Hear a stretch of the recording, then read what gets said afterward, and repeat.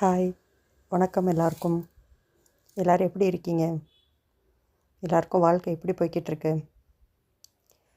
நான் என்னோடய வாழ்க்கையில் அதோட ஓட்டத்துக்கு நான் போய்கிட்டுருக்கேன்.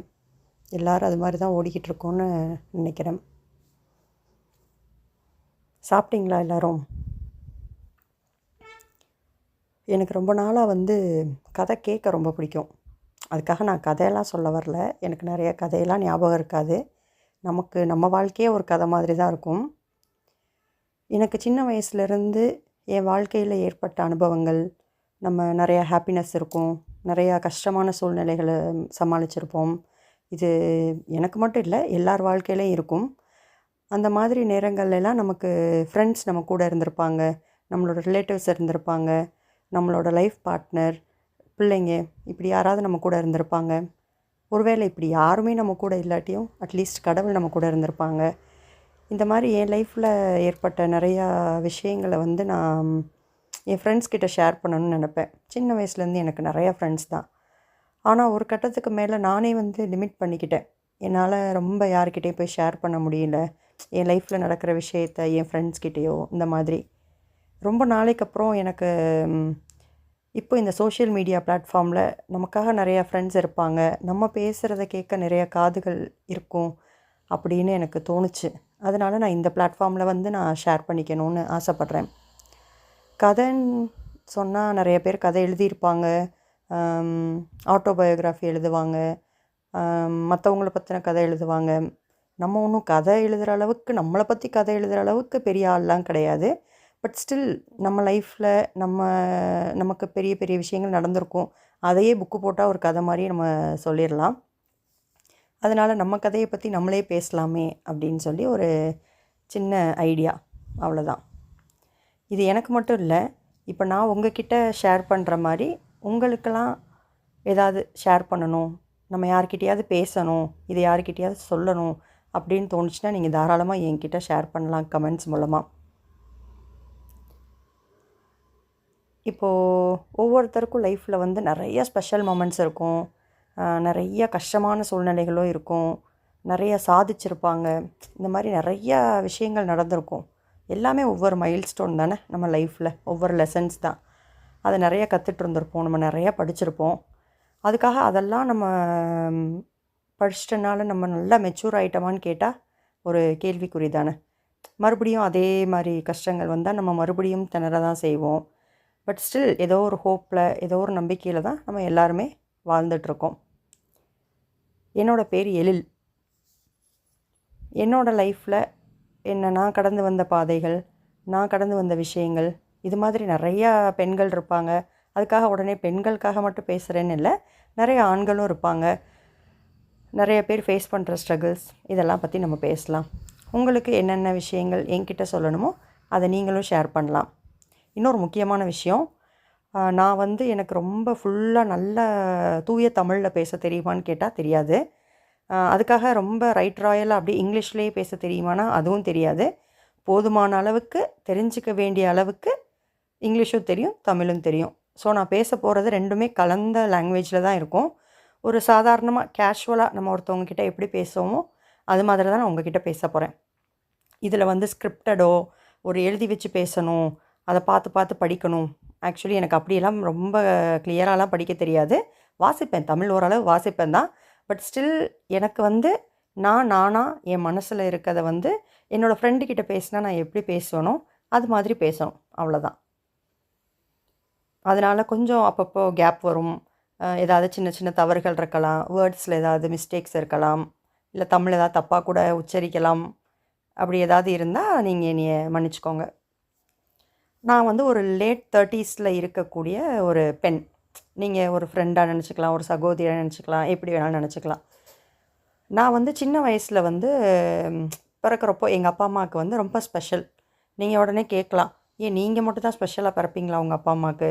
எல்லாருமே ஸ்பெஷல் தானே அப்படின்ட்டு. எங்களெல்லாம் என்ன வேண்டா வெறுப்புக்கு பிள்ளை பெற்று காண்டாமிருகம்னா பேர் வச்சுருக்காங்க அப்படின்னு நீங்கள் யோசிக்கலாம். ஸோ அப்படிலாம் ரொம்ப யோசிச்சிடாதீங்க. எல்லோரும் அவங்கவுங்க அப்பா அம்மாவுக்கு ஸ்பெஷல் தான். அந்த குழந்தை எப்படி பிறந்திருந்தாலும், கருப்போ சிவப்போ என்ன கலராக இருந்தாலும் ஓகே தான். அதுக்கு என்ன குறை நிறை இருந்தாலுமே நம்ம அப்பா அம்மா வந்து நம்மளை ஸ்பெஷலாக தான் ட்ரீட் பண்ணுவாங்க. பட் ஸ்டில் நான் ஏன் ஸ்பெஷல் அப்படின்னு சொன்னேன் அப்படின்னா, எங்கள் அம்மா வந்து ஃபஸ்ட்டு ப்ரெக்னென்ட் ஆகி ஒரு குழந்த வந்து பிறந்திருக்காங்க. ஒரு ஆண் குழந்த தான். பிறந்த அன்னைக்கே வந்து இறந்துருச்சு அந்த குழந்த. இறந்துட்டாங்க.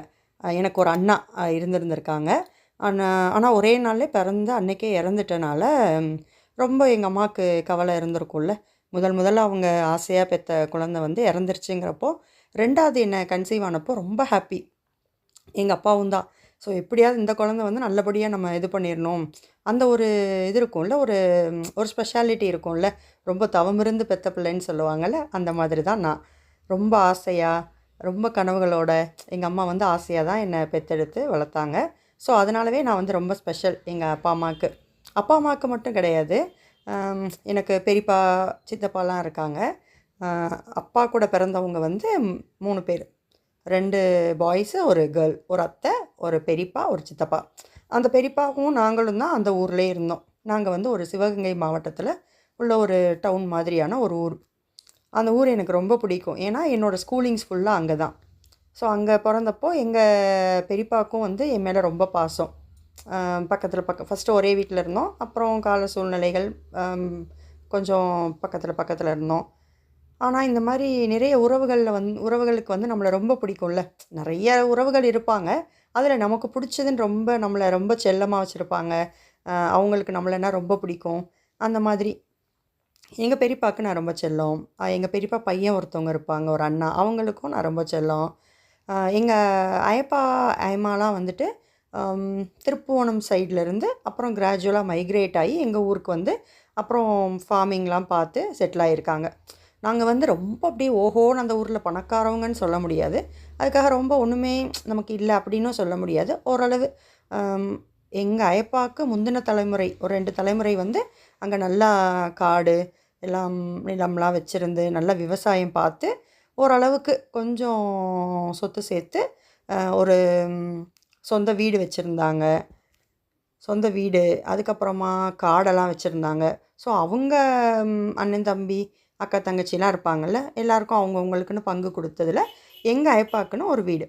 அந்த வீட்டில் தான் வந்து எங்கள் பெரியப்பா, எங்கள் அம்மா, எங்கள் அப்பா, பெரியம்மா எல்லோரும் இருந்திருக்காங்க. ஸோ அதுக்கப்புறம் லேட்டர் பிரித்து அவங்கவுங்களோட பிள்ளைங்களோட அப்படி அந்த மாதிரி மைக்ரேட் ஆயிடுச்சு. அதுக்கப்புறம் ஒரு கட்டம் அங்கே ஸ்கூல் லைஃபு எல்லாம் முடிஞ்சு நாங்கள் அதுக்கப்புறம் மதுரைக்கு போக வேண்டிய காலம்லாம் வந்தது. இந்த மாதிரி என் லைஃப்பில் ஒவ்வொரு கட்டத்துலேயும் நிறைய மனிதர்கள் நான் சந்திச்சிருப்பேன். நிறைய ஃப்ரெண்ட்ஸ் இருக்காங்க எனக்கு. இப்போ யார்கிட்டேயும் நான் அவ்வளோ டச் இல்லை. பட் என்னோடய வாழ்க்கையில் நான் கடந்து வந்தப்போ நிறைய பேர் எனக்கு துணையாக இருந்திருப்பாங்க. நமக்கு அவங்க சப்போர்ட்டாக இருந்திருப்பாங்க. ஸோ இந்த மாதிரி என்னோடய லைஃப்பில் ஒவ்வொரு கட்டத்தையும் நான் வந்து உங்ககிட்ட ஷேர் பண்ணிக்கன்னு நினைக்கிறேன். எனக்கு நிறைய சைல்ட்ஹுட் மெமரிஸ் இருக்குது. என்னோடய ஸ்கூலு, என்னோடய ஃப்ரெண்ட்ஸு, அப்புறம் நம்ம லைஃப்பில் எங்கேருந்து நம்மளை வந்து அப்படியே பந்தடிக்கும்னா ஒரு ஃபுட்பால் விளாண்டா எப்படி இருக்கும்? ஒரு ஃபுட்பாலை வந்து ஒரு பிளேயர் நம்ம அடித்தாங்கன்னா மாற்றி மாற்றி ஒருத்தவங்களும் இந்த எண்டுலேருந்து அந்த எண்டுக்கு வந்து அதை எப்படி பாஸ் பண்ணுவாங்க? அது மாதிரி தான் லைஃப்பில் நம்மளை பந்தடிக்குங்கிறது வந்து வாழ்க்கை வந்து நம்ம வந்து அதுக்கு பந்து மாதிரி. நம்மளை திடீர்னு இங்கே இருப்போம், இங்கேருந்து எங்கே அடிக்கும், அங்கேருந்து எந்த மூலைக்கு அடிக்குங்கிறத வந்து யாராலையும் வந்து நம்மளால் சொல்ல முடியாது. லைஃப் இஸ் அன்பிரடிக்டபிள் தானே. அது மாதிரி என் லைஃப்லேயும் நிறைய அன்பிரடிக்டபிள் மொமெண்ட்ஸ் வந்தது. அதை வந்து நான் உங்ககிட்ட ஷேர் பண்ணிக்கணும்னு நினைக்கிறேன்.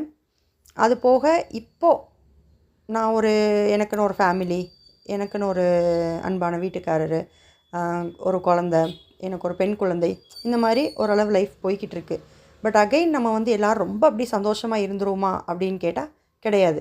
ஏன்னா கடவுள் வந்து நமக்கு ஒரு நேரம் நமக்கு கஷ்டம் கொடுப்பாங்க, ஒரு நேரம் நமக்கு சந்தோஷம் கொடுப்பாங்க. எல்லாம் மேலேயும் கீழேயும் போயிட்டு வர்றது தானே வாழ்க்கை. ஏன்னா ஒரு மனுஷன் வந்து எப்போவுமே சந்தோஷமாக அப்படி சிரிச்சுக்கிட்டே இருந்துட்டாலுமே போர் அடிச்சிருமா. அதே தான் அதுக்காக லைஃப்பில் வந்து நம்ம எப்பயும் அழுதுகிட்டு, எப்பயும் கஷ்டப்பட்டுக்கிட்டு, ஒரு பணத்துக்காகவோ ஒரு சாப்பாட்டுக்காகவோ கஷ்டப்படுறவங்க இருக்க தான் செய்கிறாங்க இப்போவும் வாழ்க்கையில். பட் ஸ்டில் கடவுள் வந்து அவங்களுக்கு ஏதோ ஒரு ஹோப்பில், ஏதோ ஒரு விஷயம், ஏதோ ஒரு நம்பிக்கையில் வந்து அவங்க லைஃப்பையும் ஓட்டிகிட்டு தான் இருக்காங்க. அதனால் அப்படியே சந்தோஷமாக இருக்கவங்க எப்பயுமே சந்தோஷமாக இருந்துட போகிறதும் கிடையாது. ரொம்ப கஷ்டப்பட்டுட்டு இருக்கவங்க அப்படியே கஷ்டப்பட்டு நலிந்து போயிடுவாங்கன்னும் கிடையாது. எல்லாமே மாறி மாறி வர்றது தான் வாழ்க்கை. இந்த மாதிரி நம்ம வாழ்க்கையில் நடக்கிற விஷயங்களை பற்றி நம்ம கொஞ்சம் கொஞ்சமாக நம்ம டிஸ்கஸ் பண்ணலாம். இந்த வீடியோ உங்களுக்கு பிடிச்சிருந்துச்சு அப்படின்னா கண்டிப்பாக லைக் பண்ணுங்கள். ஷேர் பண்ணுவீங்களான்னு தெரியாது, பட் ஸ்டில் ஒரு ஃப்ரெண்டாக உங்ககிட்ட யாரோ ஒருத்தவங்க வந்து இதை ஷேர் பண்ணுறாங்க, நம்ம அவங்கக்கிட்ட பேசலாம் அப்படின்னு உங்களுக்கு தோணுச்சுன்னா நீங்கள் கீழே கமெண்ட் பண்ணுங்கள். தேங்க்யூ.